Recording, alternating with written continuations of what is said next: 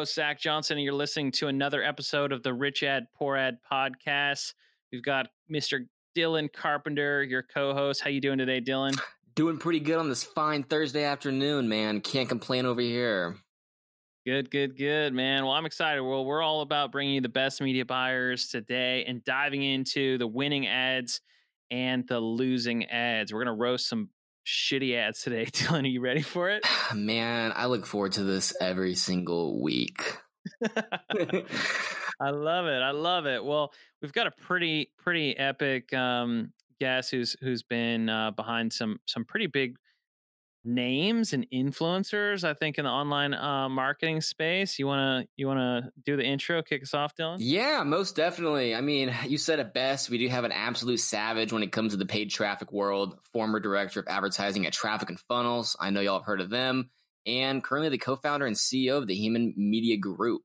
You know, I want to say under his belt, he's got about 42 million spend. You know, he kind of sits behind the curtain, but I guarantee you've seen some of those ads because they are juicy. But yeah, welcome to the show, Ashton, man. Thanks for coming on.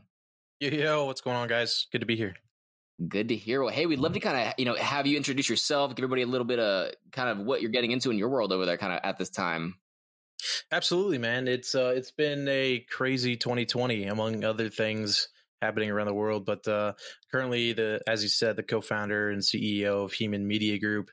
And we're a brand new agency, man. We started, only about 6 months ago. But we've been growing very, very rapidly in the info and e-commerce spaces.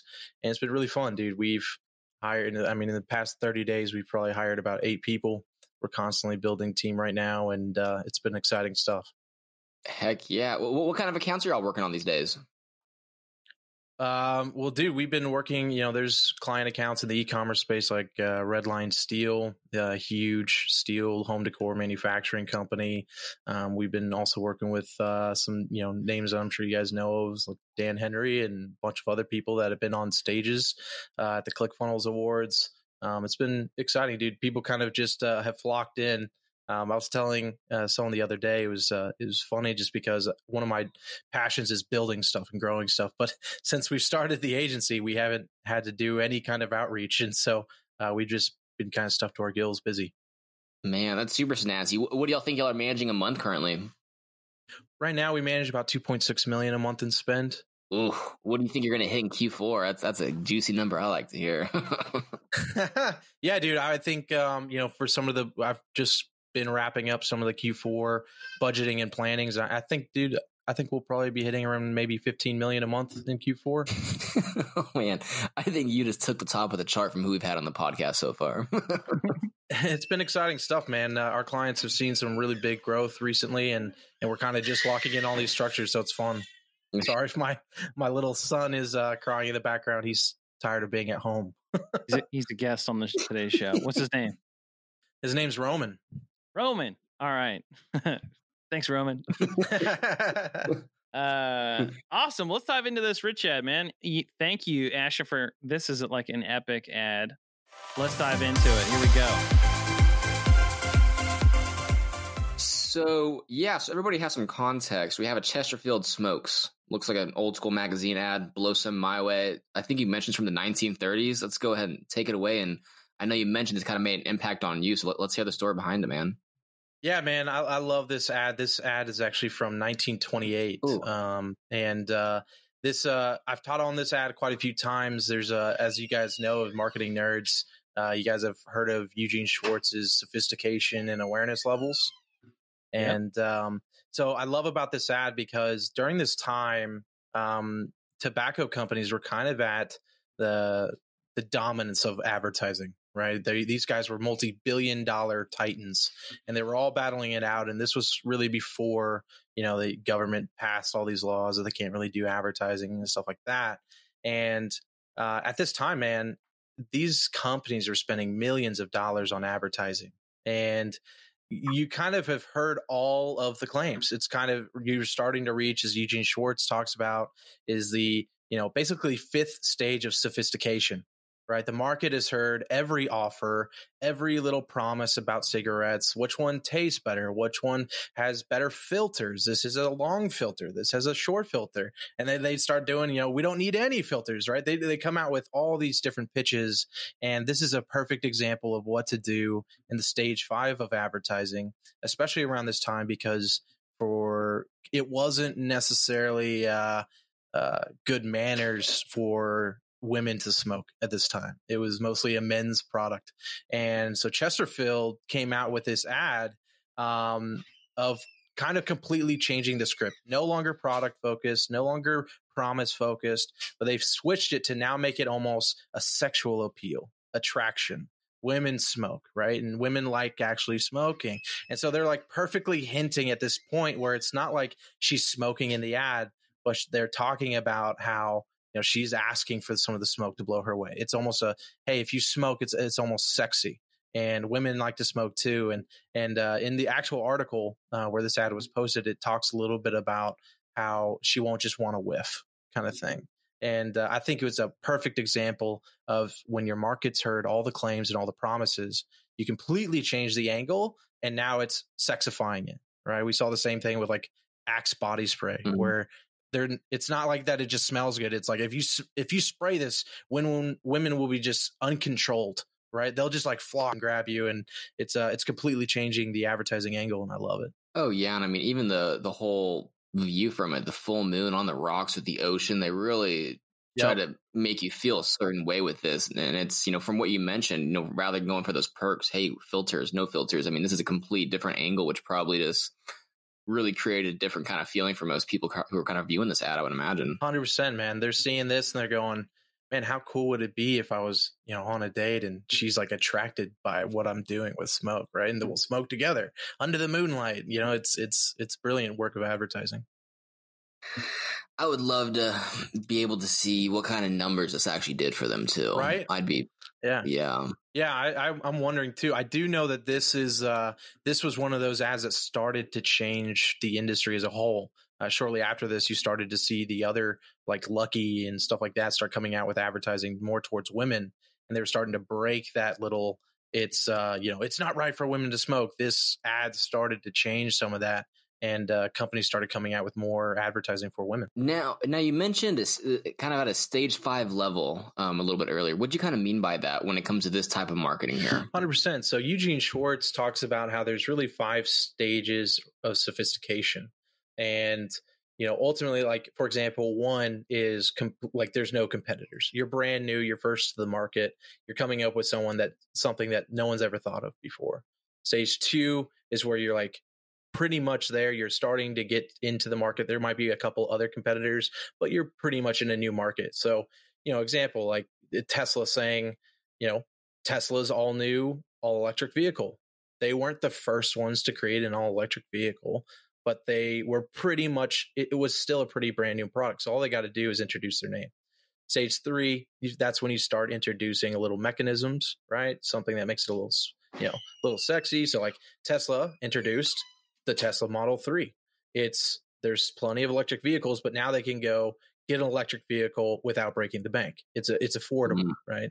Stage 4 is more around the idea of you're kind of emphasizing on the mechanism, but you're almost avoiding or like saying that you've solved it without another issue. So that's kind of where you're saying get X without doing X or stuff like that, right? And then stage 5 is essentially the market's heard every promise and every angle that people have come out with, and it's almost a dead market to where if you just did an advertisement, people would almost just ignore it. That's when you got to come out with something that's completely different and changing the angle of advertising. And, like for our ad example, sexifying it instead of talking about the product itself. Man, I love that. And I think a good example for the more modern day scenario of this is probably the Harmon Brothers, like the Squatty Potty. That was just such a crazy video that went so viral that probably did so many sales, but it was such a different approach on advertising most brands kind of, take it away with. And I feel like they changed the game 100% there. 100%, man. And that's really what ultimately it's going to have to be until you come out with a new product is you're going to have to change the angles. And that's where you start to see really incredible advertising come out. Well, man, this is the oldest ad we've had on here so far, and my gosh, does it make a statement? Right, and that's the craziest part is, this ad itself, how long, back then, it's not like Facebook, they had think tanks and it took months of work and, the artistry and rechanging the copy. And it's crazy to think to me that this ad right here could have easily taken them 4 months to do, but it's one sentence, 4 words, and that's what I loved of it, about reviewing old school copy is just, that they put in the work. And a lot of times today, we just hop online, write an ad in 30 minutes and spend money. Oh, for sure. The amount of manpower behind this is probably unreal. That overlay text took months, Oh, man. Well, heck yeah. That's quite a rich ad right there. And I mean, I'm sure that made them millions back in the day without a doubt. But let's go ahead and take a step out and, go ahead and dive into this poor ad. And I feel like we need to roast something really good. This ad brought back some good sentimental values, but let's go ahead and just find one to just kind of talk shit about. So, Ashton, I sent it to your email. Go ahead and open that bad boy. Hopefully you're in the market for egg incubators. You never know, but go ahead and give us your first thoughts on this. Just super man. Crappy ad. Okay. I just opened it. Okay. So this is an ad from Alibaba and it says, save your time and money on global product sourcing. Choose from the world's largest supplier base and enjoy full order protection. And it's got this picture. I don't even know what that is. It's like, it looks like maybe a container for eggs. And I only think that because they have this pick art looking chiclet next to this massive box. And it says, the headline says, egg incubators for sale. Get latest price now. Wow. How did you even come across this one? They targeted you interested in eggs, bro? I don't remember how I came across this one, to be honest, but I'm like, man, this is probably one of the most irrelevant ads. And I get it from Alibaba's perspective. Let's just throw a bunch of stuff at the wall and see what sticks. But egg incubators of all things. I mean, if they didn't have it in the actual headline, I would have had no clue what this was, to be completely honest. Dude, yeah, it took me a second. It's so confusing, mainly so you have a headline, right, that says egg incubators for sale. And you have this picture of this box that, okay, I can kind of see that. But the first thing I read was the actual copy, right? That says, save your time and money on global product sourcing. What the hell does that have to do with egg incubators? I don't know, man, but their targeting had to have been pretty trashy. Their image was captivating. I will give them that, but man, it's like they went to Microsoft PowerPoint and just add some random photos on there or something, because that's just terrible. I love the fact that the image has a watermarked logo, right? It's the logo Yang Fing in the top that says since 1978, but the ad's from Alibaba. I'm so confused. That's a good definition of a poor ad we'd like to bring on the podcast right there. 100%. Yeah, super confusing. I almost would want to click to learn more just because I'm so confused. I did, and it took me just to a product page of nothing egg incubator related. It was, it just linked to this a million products. So unfortunately, it wasn't very solid. Is what we call a poor use of dynamic creative. Oh gosh. Well, now that we got that out of the way, Zach, I know you love this part of the podcast, man. The financial principles, go ahead and take that away, Zach. Tell everybody what they want to hear. Go ahead and, squash it down. So Ashton, every time on the show, we like to share with marketers and advertisers just a few financial principles for scaling their ads, managing their cash, whether it's leveraging equity or debt. You've seen into quite a bit of accounts and businesses that are spending pretty big. So what advice do you have for somebody that's looking to scale? And what would be the financial principle that they need to adhere to? Yeah, man. Ultimately, dude, I think, especially with the brands that I worked with and the companies that are really that start to take market share, right? Not the ones that just have this little operation, but ones that are actually gaining attention and taking market share.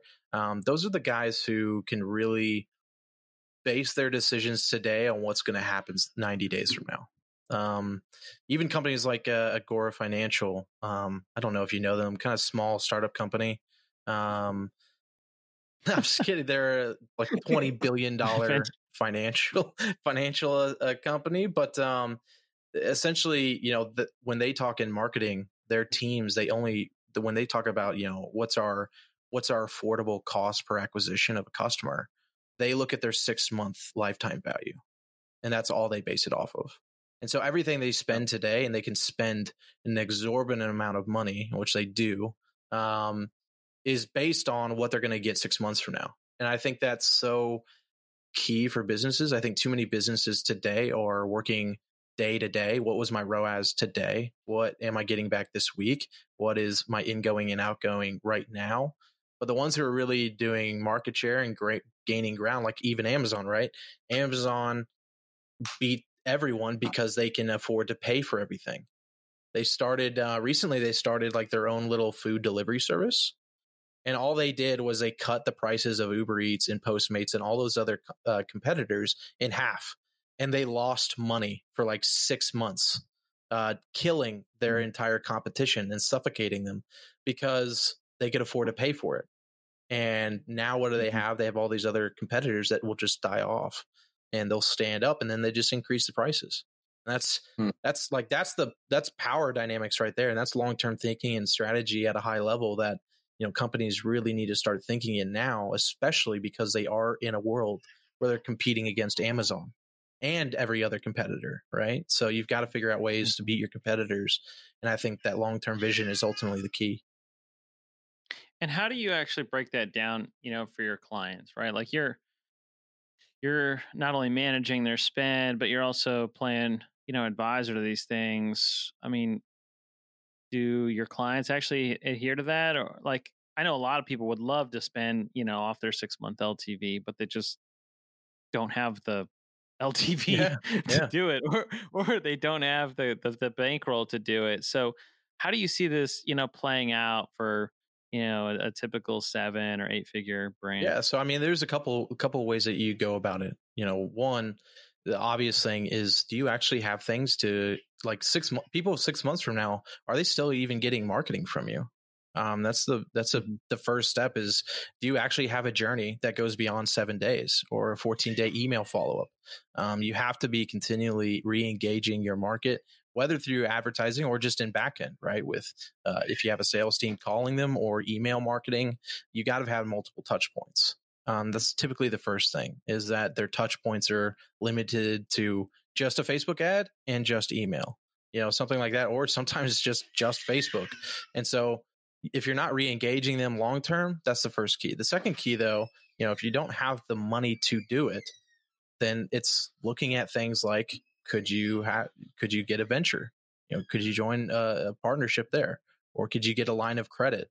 One big thing that a lot of companies now are doing is getting financing or some kind of loan payment, because even if they had the cash, is because they're doing it because cash, like in their business, hard cash is more valuable than the 3 or 4 or 5% interest rate that you're going to get over the long term.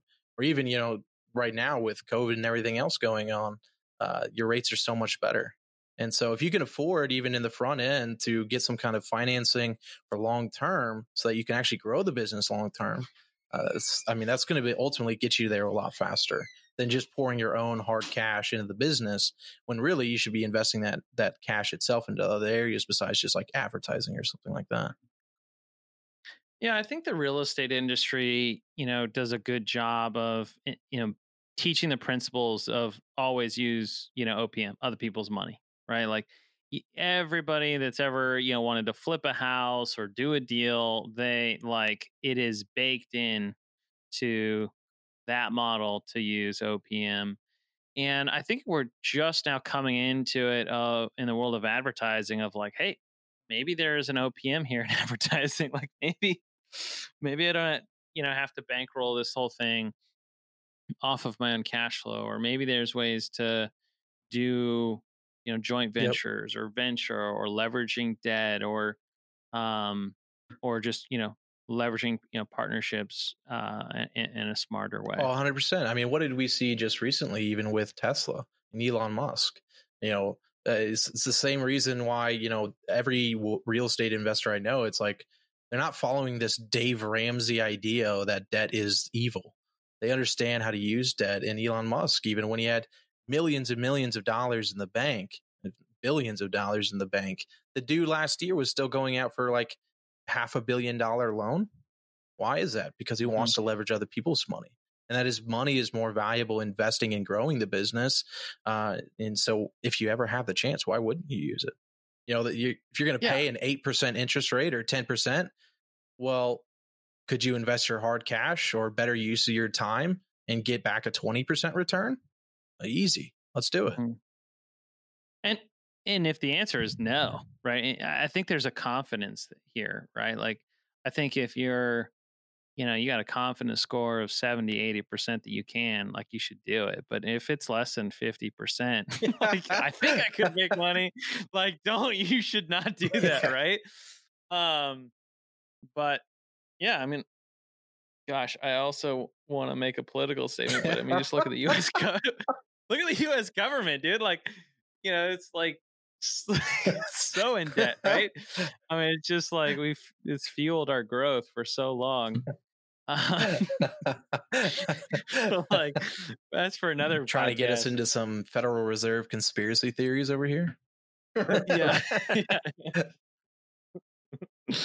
Yeah. Yeah, I think that's solid. And how how does somebody get clear on their 30, 60, Yep. 90 days, 6 month LTV? What are some tools that you recommend to your clients that are fairly easy to work with, right? Because Mhm. like you're starting to enter into a pretty big attribution nightmare. I only know this because I spent $500,000 building one Yeah, in the early days of Funnel Dash. But yeah, what are some of the latest yeah, tools? absolutely. So, the basic one, if you don't have a budget or something like that, the simplest place is, do what you can with Google Analytics using UTM parameters. You can kind of track these customers through multiple different pipelines as long as they're being tracked correctly. That's kind of the simplest form. But the two softwares that I really enjoy, one is Wicked Reporting. I actually really like Wicked Reporting. I think they do a pretty good job.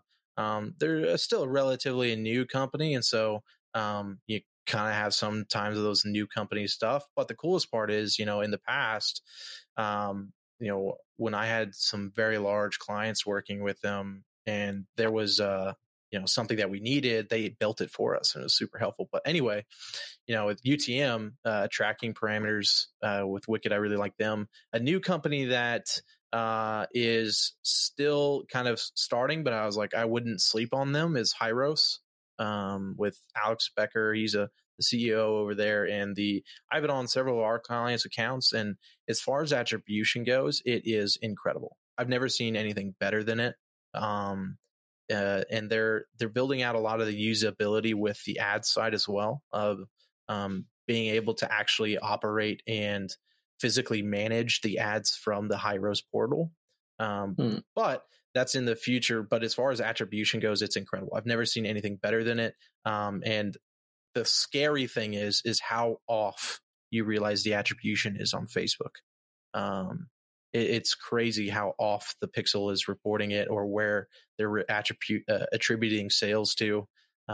Dude, I mean, you'll see campaigns that you think are crushing it, and you go into high risk and you realize you're bleeding money from that campaign.